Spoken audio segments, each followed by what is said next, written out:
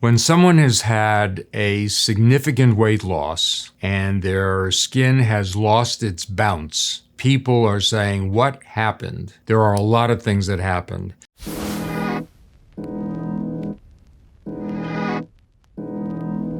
Does the rapid nature of weight loss influence the skin dramatically? And the answer is yes. And we're talking about weight loss not necessarily from medications, but just generally speaking. When skin gets loose, it's usually genetically programmed, plus it's environmentally programmed, and it's partially nutrition, lifestyle, and what's really happening with loose skin is that the stuffing in the mattress has been reduced.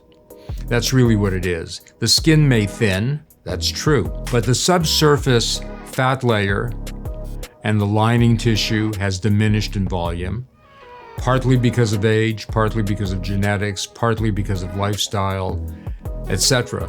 But the skin is looser and it's lost its pep in the step, as we say. And it's done that because the subsurface volume of fat, superficial and deep, has been reduced. The muscle mass underneath has been reduced. The ligaments are no longer the same vitality that they were. And most importantly, the bone structure underneath has also diminished. So the entire architecture of the skin as a structural unit, the underpinnings have diminished in support.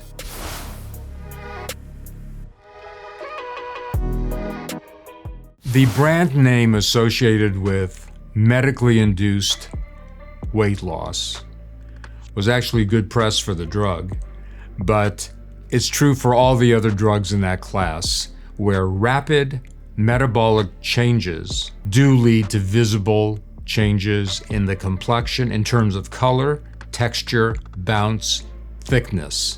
And that's a biologic change. Most of it has to do with nutritional changes to the gastrointestinal tract.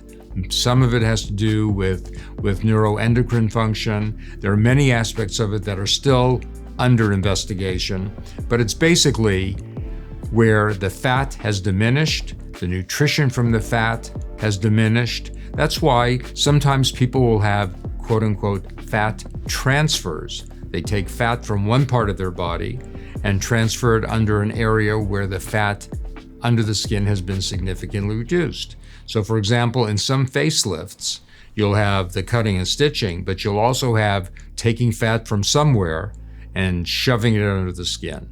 So the laxity has to do mainly with thinning of the skin and thinning nutritionally of the fat layer.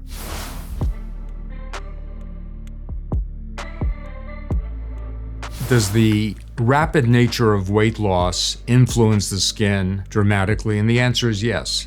So if it's a rapid, massive weight loss, the skin is going to take a much bigger hit. That is true. Because when you have slow, gradual weight reduction, let's say a half a pound a month.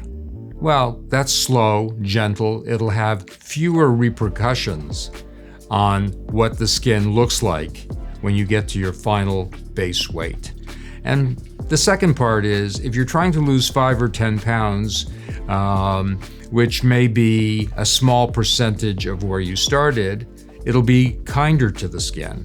But if you're reducing a significant percentage of your weight, it's going to be devastating to skin from head to toe. Well, the skin laxity problem will have a significant improvement in terms of a topical Lancer product that's coming in our near future called the serum. And the other things that we do has to do with counseling people on proper nutritional supplements, stopping what they're doing to create that rapid weight loss. And so it's a behavioral event. And then there are other parts of the Lancer skincare program that help revitalize oxygen flow to the skin, metabolic flow to the skin. And so part of the Lancer program will help. And some other things have to do with counseling on lifestyle. And finally, there are machines, there are instruments. And it may involve plasma, it may involve energy-based devices of radio frequency or ultrasound, or maybe some resurfacing, ablative and non-ablative. So there are many energy-based machines, both lasers and others, that can be used to improve localized areas of skin laxity. But for the most part, it requires a discussion of lifestyle, nutritional support, and time.